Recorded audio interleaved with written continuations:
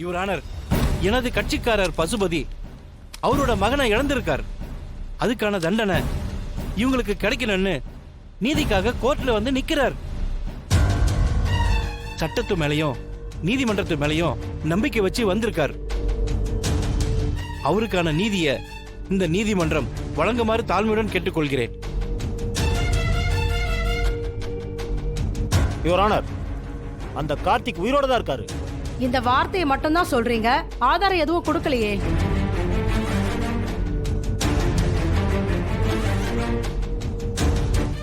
என்ன சார், என்ன வாசலையே பாக்குறீங்க?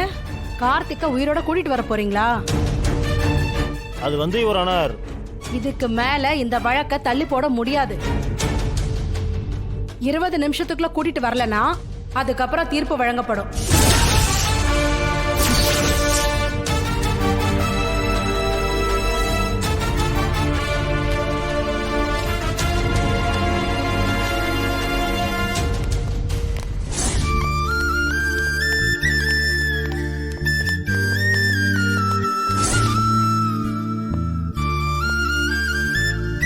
மேடம், மாயா வந்துருவாங்களா? கண்டிப்பா அவ வந்துருவா, எனக்கு நம்பிக்கை இருக்கு. இன்னும் கொஞ்ச நேரம் டைம் இருக்கு. அதுக்குள்ள ஆதாரத்தை கொடுக்கலனா தீர்ப்பு நமக்கு சாதகமா வரவே வராது.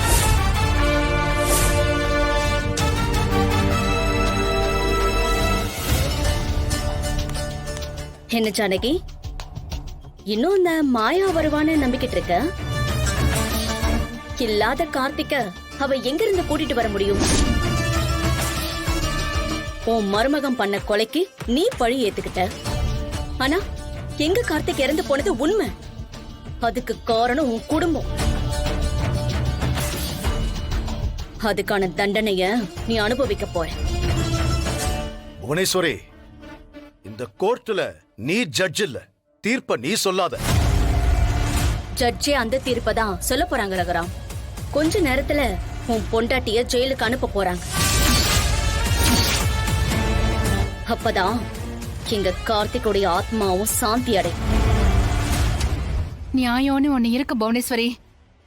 சட்டத்துக்கு மேல அந்த கடவுள் இருக்காரு. யாருக்கு எப்போ என்ன தண்டனை கொடுக்கணும், யார காப்பாத்தணும்னு அந்த கடவுளுக்கு தெரியும்.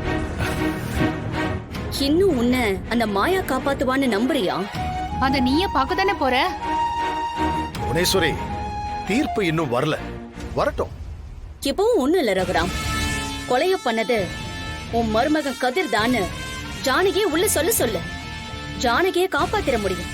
அந்த கதிர் ஜெயிலுக்கு போயிடும்.